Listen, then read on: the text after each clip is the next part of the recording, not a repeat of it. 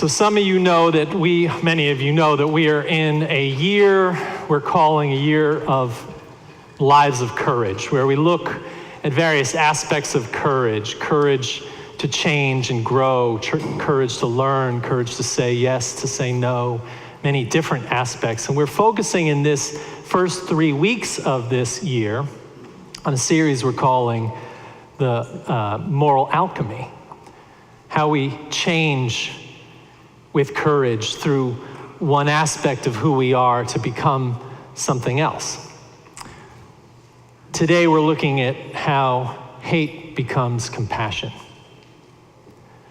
Now I was thinking about this, and I was thinking about my childhood. I remember my mother always said, hate's a very strong word. If you use it, you become that. So don't use that word, she would say. And I was thinking about what is it that I actually hated as a child. And one thing that I hated was that we had to be at war. I was a child of the 70s and watched the Vietnam War on television. Every time I saw a child on TV in Vietnam, I felt the pain of their suffering. And I, like many, wanted that war to end. I'm not making a judgment on the war itself. But there was a hateful feeling I had for the agents of war. The other thing that I hated was smoking. You see, I became somewhat of a anti-smoking evangelist. The only thing I know about that is I would go around and put up posters, kind of like this one, in people's homes, in my school, everywhere I could. People remember this one? On my good days, I put up this one. But I remember breaking people's cigarettes and telling them that they were doing the wrong thing. This was a personal mission of mine somehow. It came from this hateful place for the smell and the experience. I'm not making a judgment on you if you're a smoker now. I'm just telling you that was my experience as a child. And as an adult, I look back and I actually realized the reason for that was that my father had an internal bleed when I was 5 and actually died and was revived. And he was sick all his life.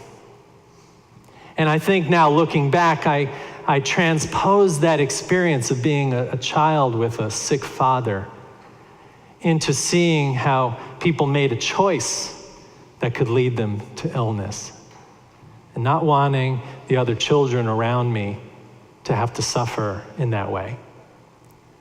So I turned this sort of internal pain into a kind of hatred for this thing.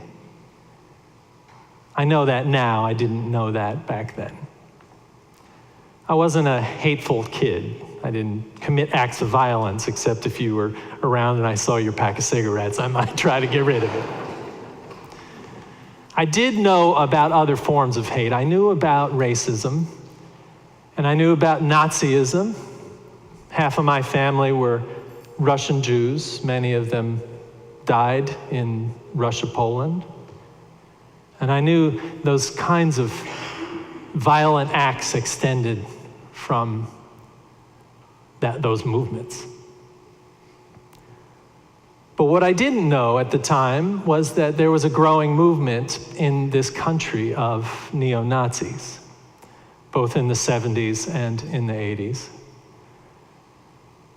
And today, our focal point, each Sunday we've had a focal point, a person who lived a life of courage and moved in their own life from one aspect of themselves to another. Today, we're looking at Christian Picciolini, who at age 14 in the 1980s was standing in an alleyway smoking a joint. Someone said to me, you smoke a joint like this. I was like, yeah, I know that. He was smoking a joint in an alleyway, and a man in his 20s came up to him, pulled it out of his mouth, threw it down, and said, the communists and the Jews want you to do that so that you become docile. Picciolini's joke about this is he didn't even know what communists were, and he didn't know what Jews were, and he certainly didn't know what docile was. But he started to follow this man, Clark Martel, to meetings of neo-Nazis. This was a movement that was growing in Chicago area at the time. He said that what he felt in meeting this man was through his charisma that he embodied a sense of respect, leadership. He said he gained a kind of lifeline of acceptance in that moment. Now, what Picciolini was dealing with was a low self-esteem, a sense of not belonging.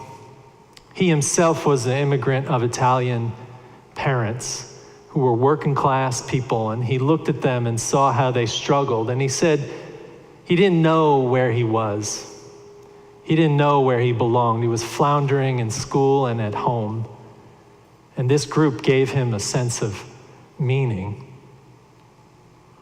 He shaved his head, he put on combat boots, he started to get into fights with the people who were bullying him at school. All of a sudden, he was embodied with a sense of power. He said he didn't join the neo-Nazis because of prejudice. It didn't start there. He says in his experience, his family, who were Italian immigrants, had experienced a kind of ethnic prejudice, but rather he joined this group out of a sense of gaining back some pride and some respect. And this is where he started to get deeper and deeper into the neo-Nazi movement. They had a kind of formula where they made this internal move with the recruits they had.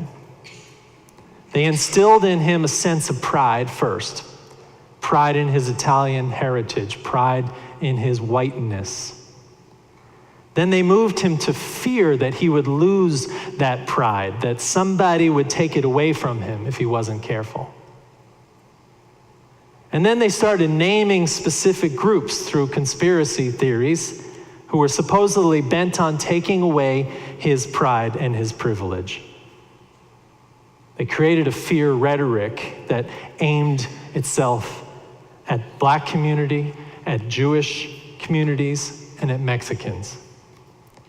And it started to turn into violence. Now I'm going to show you a picture of Christian Picciolini as this young man. These pictures in and of themselves do a kind of violence to this sanctuary, so we're going to look at them rather quickly, but I want to give you the context. This is him as a young man with his neo-Nazi friends and with his bandmates. He started a white power rock band motivated by the punk music of England to, in turn, encourage youth to acts of violence and to speak to their vulnerabilities through their grievances. He helped them feel this promise of paradise in regaining their power, but aimed it in a way through a violence toward others. He says now, it was for us our expression of our low self-esteem to be able to project our pain onto other people. They went on to violent acts. They started to attack people indiscriminately. They attacked people of color, and they attacked Jewish people, and they attacked anti-racist activists. That would be us. They would attack homeless people just because. At 18 or 19, Picciolini became the leader of one of the most prominent neo-Nazi skinhead organizations in America. And he had a moment in his life that changed him. And that's where the moral alchemy comes in. This moment was a moment where a group of his friends, the ones you see here, had been drinking heavily, and they walked in late at night into a McDonald's and loudly proclaimed that they now own this McDonald's, to which a group of Black youth got up and left. And of course, they chased after them. And one of the black teenagers who was running across the street turned and pulled a gun. This was Chicago, difficult area, and he started to fire, and the gun jammed, and Picciolini caught up with the man and started to beat him very badly. As Picciolini was kicking the man on the ground, he tells this story. He says, the man's eyes opened and looked into mine. He says he remembers feeling a deep connection or empathy for this person that he didn't know and was actually trying to kill. This is what he said. He said, when our eyes connected, I thought for an instant that this could be someone I loved. Could be my brother, could be my mother or father. That there were people that would be impacted by my actions. And that was the last time I committed an act of violence, he said. I don't know who the person was, and I don't know what happened to him, but that moment changed my life. When I heard this story, I thought about this painting by Titian. It is an old painting of an ancient story. A man beating another, in fact, a brother killing another. It is Cain and Abel. And I thought about how that story is so deeply baked into the first book of one of the most ancient, most read books in history. And how just its presence in the literature means that hatred as a source of violence has its place among us since our beginnings. That the instruction against hatred and violence is also embedded deep in us, in the fact that this story exists. And I thought that eradicating this violent tendency in the human heart is also difficult, if not impossible. That hate comes from a deep insecurity, like mine as a child whose father died and was reborn in a sense. Picciolini's is more serious in a sense. He was someone who had to recover his pride, turning from hatred to empathy. All this means is that it is possible to turn those most feared parts of who we are into strong bonds of the Spirit. It is possible to move ourselves from even mild forms of hate to empathy. The Cain and Abel story tells us that the solutions are God's, that there is a revolutionary principle in the story, that we are endowed with a moral autonomy. The story asks, am I my brother's keeper? And the answer is yes. Not only are you, your brothers and your sisters and humanity's keepers, but you have to continue to remember that and examine your impulses. Many tried to make Cain into an ethnic group or a representation of something, but in a sense, Cain is us. Faced with deep jealousy and insecurity is an impulse to do violence, the story says. Something we are all capable of doing. But the story also says that the ultimate religious unit in life is our relationship to God, formed by our choices and our promises and our actions and our internal movements of the heart. That's why when Cain took his brother's life, the movement is in the story is to show us that something ultimate is at stake here, that our relationship in the family of humanity is at stake when violence occurs, even small ones. And our calling is to seek the godly places in ourselves to confront the hatred or the dislike. Now, I'm driving around town just like you, and I'm seeing my neighbors and their political signs, and if they make you cringe and make you think up all kinds of things and even make you want to commit crimes, what does the story say to us? That we need to go talk to those neighbors. To confront those impulses is to do the work of God. Picciolini said, in fact, I've never in my life engaged in a meaningful dialogue with the people that I thought I hated.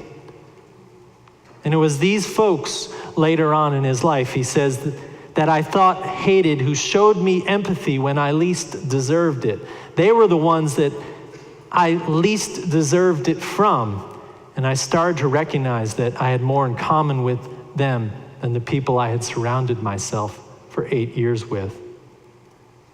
These people that I thought I hated took it upon themselves to see something inside me that I didn't see in myself. And it was because of that connection that I was able to humanize them. And that destroyed the demonization and the prejudice that was happening inside me. There's a lesson in those words for us. Maybe not that we are out here committing crimes of violence and hatred, but we are somewhere in between. That we each can move a little bit if we pay attention to the godliness inside. I was at the Temple Shalom 2 weeks ago at Yom Kippur, the new year for the Jewish community. And the first thing that happens in the new year is you admit to yourself how you have fallen short, how you have sinned against your family and your friends and your community. And Rabbi Paley, who's a good friend of mine, preached an elegant sermon about beginning anew. And he asked us to make 3 promises. He said, let God in, experience God in the world, and examine yourself with a holy lens. Now, I said to him, is that an old Trinity you're preaching out there? You can interpret this for yourself, but I think he's asking, what is bigger than your life that you can let in to create a sense of your place in the world? What can you do to remind yourself what calls you to move to your best self? What corrections do you need for your relationship with the holy? What difficult parts in you need attention that can emerge as holy expressions of God? This is the work, the moral alchemy work. And maybe we're not moving from violence and hatred to empathy. Maybe it's somewhere in between those impulses that we are all capable of with each other. But there's good work to be done there, holy work. I want to close the loop on Picciolini because he says 2 important things in his statements that I want to tell you about that shed light on our current world. One is that he learned that Dylan Roof listened to one of his songs as a motivation for the tragedy in Charleston when this person went in and shot people inside the church there, the mother church. He regrets that deeply, and he knows that those actions can't be taken back, but that it's important to reflect back even on things you've done. The other thing is this, he said, we recognized in the mid-'80s that our edginess, our look, even our language was turning away the average American white racist people we wanted to recruit. So we decided then to grow out our hair, to stop getting tattoos that would identify us, to trade in our boots for suits and go to college campuses and recruit there and enroll to get jobs in law enforcement, to go into the military, to get training, and even to run for office. He says, and here we are 30 years later, and we're using terms like white nationalists and alt-right, terms they came up with. Back in my day when I was involved, he said, we used the terms white separatists and white pride, but it certainly was neither one of those. It was white supremacy. as in white nationalism and alt-right today. We need to be aware of white nationalism and supremacy and how it shows itself. It makes the pledge we have been taking this month, it's in your pews, all the more important as a way to reflect on our own hearts and souls. And we need to be aware of how this white supremacy is expressed in our world, from making enemies of our neighbors and friends to violent rhetoric to misogyny and the disbelief or distrust of women. So here's the good news. And that's that Christian Picciolini went on to found an organization called Life After Hate. Became, and maybe still is, one of America's only organizations that help people disengage from these white supremacy hate movements. And this is what Christian Picciolini looks like today. I like that shirt.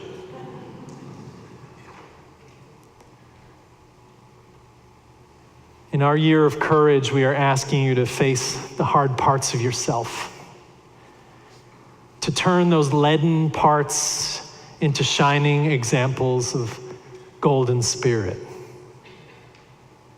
To maybe not have to move from this far out as Picciolini did, from hate and violence to empathy, but somewhere in between, in your own way, to shift with courage, to shift your awareness, to make moral alchemy of your life. So may your work today be to look inward for ways to move from hate or fear or a fragile impulse to demonize others, to empathy, to action, and to love. Amen and amen.